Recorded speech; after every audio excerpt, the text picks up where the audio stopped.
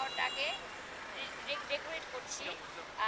Traffic handling থেকে শুরু করে ক্লিনিং থেকে শুরু করে এবং সেগুলোকে এভাবে গ্রাফিটি করে ডিজাইন করা থেকে শুরু করে সব কিছু আমরা একসাথে হ্যান্ডেল করছি, যাতে আমরা আমরা যে স্বপ্নে বাংলাদেশের জন্য যুদ্ধ করে একটি স্বাধীনতা দেশ, সেই স্বাধীনতা যাতে।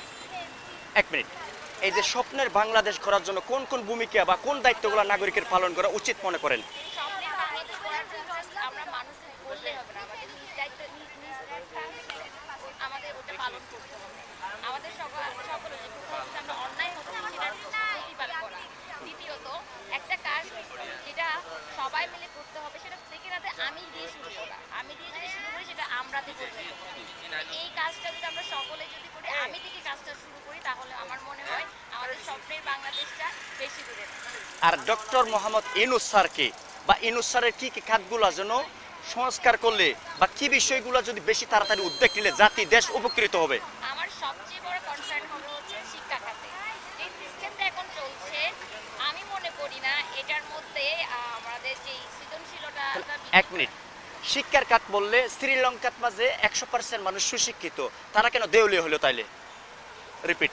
দেউলিয়া সব ভৌগোলিকলি এবং সব দিক থেকে সব কিছুর একটা ক্রাইটেরিয়া থাকে, সেই ওয়াইজ যদি সেটা না হয় তাহলে আমরা কখনো আমার জন্য যেই জিনিসটা ইম্পর্টেন্ট বা যেই জিনিসটা আমার আমার আমার এরিয়াতে হচ্ছে ইম্পর্টেন্ট, সেটা যদি আমি না করি, আমি যদি অন্য কপি করি, কখনো আমার ডেভেলপমেন্ট আনতে পারবো না। আমার প্রয়োজন ওয়াইজ আমার হচ্ছে ওটা ইমপ্লিমেন্ট করতে হবে। তাহলে আমি বলি, এই যে কক্সবাজারের আগের যে জুলাইয়ের শুরু থেকে বা পরিস্থিতি বর্তমান কেমন, কি ফিল করতেছেন? বাট বর্তমান অবস্থা কি ভালো মনে করতেছেন? জুলাইয়ের শুরু থেকে আমরা যা করেছি, আমরা সবাই একত্রিত হয়ে, সব ছাত্রজনতা একত্রিত হয়ে একটা লড়াইয়ে নেমেছিলাম, ওটা আন্দোলনের, সেটা আজ হচ্ছে লড়াই থেকে কখন জয়লাভ করলেন, তারিখটা বলবেন, মাসটা বলবেন? 36শে জুলাই 5ই আগস্ট জয়লাভ করি। আর এই যে আমাদের, আমরা বলবো না জয়লাভ, এটা আমাদের জয়ের শুরু মাত্র।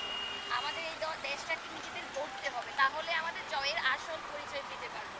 এটা ধন্যবাদ আপনাকে। আর কেউ কিছু বলবেন? যে আপনাদের টিভির নামটা একটু বলবেন, কি টিভি? ও আচ্ছা, তাহলে আপনারা শুরু থেকে এ পর্যন্ত আছেন না?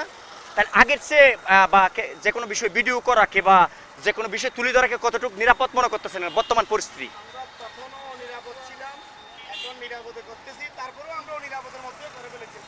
হ্যাঁ, ধন্যবাদ আপনাদেরকে, অবশ্যই ধন্যবাদ। ভাইয়া কিছু বলবেন আপনি? হ্যাঁ, এই হলো কক্সবাজারের বিষয়টা। আমি এয়ারপোর্ট থেকে বের হলাম, বের হওয়ার পরে এদের দৃশ্যগুলো দেখার পরে আসলে আমি ওদেরকে কৃতজ্ঞতা না জানার কোনো বিকল্প কিছু দেখতেছি না। আমাদের ছোট্ট ছোট্ট ভাই বোনরা, এই ছাত্র ছাত্রীরা দেখেন আমাদের যে পরিচ্ছন্ন শহরকে কিভাবে সুন্দর করতেছে, আমাদের প্রাণের শহর কক্সবাজার। কি যে এই শহরের জন্য কিন্তু কিছু লুটপাটকারী ছিল, দুষ্কৃতকারী ছিল, 500-1000 কোটি টাকার বরাদ্দ করার পরে কিন্তু এইভাবে সাজার ছিল না। আমার ভাইয়ের সালাম নেন, তামান ভাইয়ের সালাম নেন, পোস্টার ব্যানার দিয়ে সব নষ্ট করে ফেলতো। এই বোনরা ছোট্ট ছোট্ট দেখেন, ছোট ছোট ভাই বোনরা, ছাত্রছাত্রীরা, তারা নিজ উদ্যোগে নিজের টাকা দিয়ে কত সুন্দর করতেছে।